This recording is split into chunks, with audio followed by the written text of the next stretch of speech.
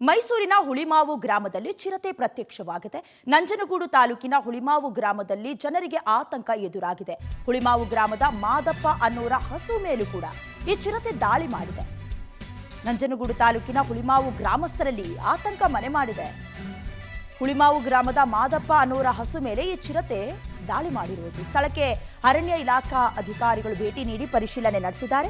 ಚಿರತೆ ಸೆರೆಗೆ ಬೋನಿರಿಸಿದ್ದಾರೆ ಅರಣ್ಯ ಇಲಾಖೆಯ ಅಧಿಕಾರಿಗಳು. ಇನ್ನು ಚಿರತೆ ಪ್ರತ್ಯಕ್ಷವಾಗಿರೋದ್ರಿಂದ ಗ್ರಾಮಸ್ಥರು ಆತಂಕಗೊಂಡಿದ್ದಾರೆ. ಅದು ಸಹಜ.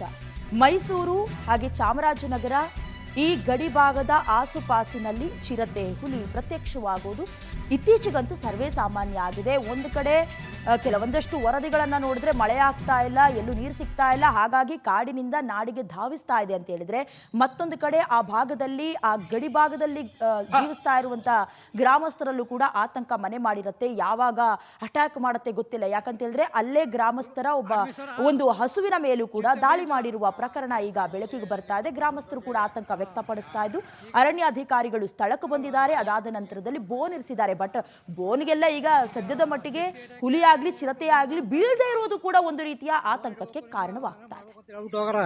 ಬೋನ್ ಇಡ್ಬೇಕು. ಊರೊಳಗೆ ರಾತ್ರಿ ಊರೊಳಗೆ ಇದೆ. ಮೊನ್ನೆ ಕರ ಹಿಡಿದು ಕಡ್ದು ಓಡೋಗೋದ್ಗಾರ ಈಗ ನಿಮ್ಗೆ ಭಯ ಆಯ್ತದೆ. ಕಾಡು ಕುರಿ ಮೇಸಕ್ಕೆ ಭಯ ಆಯ್ತದೆ. ಎಲ್ಲಿದ್ದ ಏನ ಎತ್ತ ಅನ್ನೋದೇ ಭಯ ನಮ್ಗ. ಈಗ ಅದರಿಂದ ಬರೀ ಮಾಳ್ಗಳೇ ತಡೆದಿರ್ತೀವಿ. ಆಡ್ಗ ಮೇನೇ ಇರಲ್ಲ. ಎಲ್ಲ ಭಾರಿ ಹಿಂಸೆ. ಒಟ್ಟು ಆದಷ್ಟು ಬೇಗ ಚಿರತೆ ಹಿಡಿಬೇಕು ಅಂತ ಹಿಡಿದು ಸ್ವಲ್ಪ ಅದನ್ನ 5 ಗಂಟೆ ಅಷ್ಟೊತ್ತಿಗೆ ಈ ಕಡೆ ನೀರು ಬಿಡಕ್ ಬರ್ಬೇಕಾದ್ರೆ ಇತ್ತು. ಭತ್ತದ ಮನೆಯವರು ಫೋಟೋ ತೆಗೆದು ಎದುರು ಮನೆಯವರು ಅವ್ರಿಗೆ ಮಾತು ಬರಲ್ಲ, ಯೋಗೀಶ್ ಅಂತ ಮಾತು ಬರದಾಗ ಭಯದಿಂದ ಹೋಗಿ ಒಳಗಡೆ ಕಿಟಕಿಯಿಂದ ಫೋಟೋ ತೆಗೆದು ಇದು ಮಾಡಿದ್ದಾನೆ.